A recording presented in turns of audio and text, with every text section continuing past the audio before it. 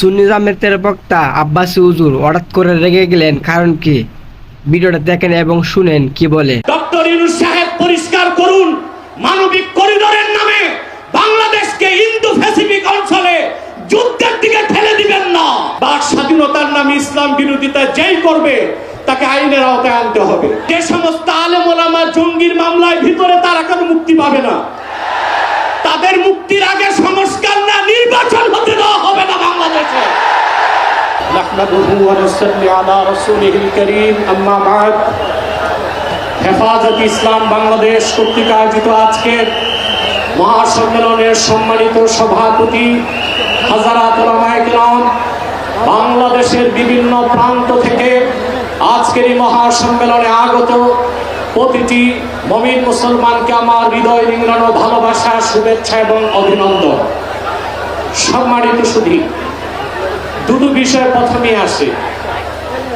একদিকে বিতর্কিত নারী সংস্কার কমিশন করে আমাদের অনুভূতিতে আঘাত দেওয়া হচ্ছে, আরেকদিকে মানবিক করিডোরের সিদ্ধান্ত নিয়ে স্বাধীনতার উপর আঘাত দেওয়া হচ্ছে।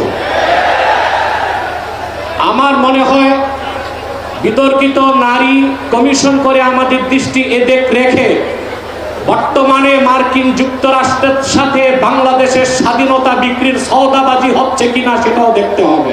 নারী কমিশনের সমস্ত প্রস্তাব বাতিল করলেই হবে না। যে নারী নামের হিজড়াগুলোই দুঃসাহস করেছে, গ্রেফতার করে তাদেরকে আইনের আওতায় আনতে হবে। আরেকটি বিষয় হচ্ছে ডক্টর ইউনূসকে বক্তব্য পরিষ্কার করতে হবে। 16 বছর ভারতীয় আধিপত্যবাদের বিরুদ্ধে আমরা রক্ত দিয়েছি।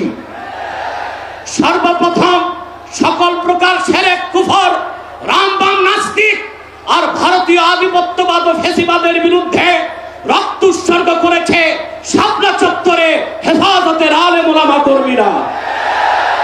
সেই আন্দোলনের আগ্নেয়গিরিতে 5ই আগস্ট ছাত্র জনতা আগুন ধরিয়েছে শুধু। অতএব আলেম ওলামাকে বাদ দিয়ে কোনো সিদ্ধান্ত মেনে নেওয়া হবে না।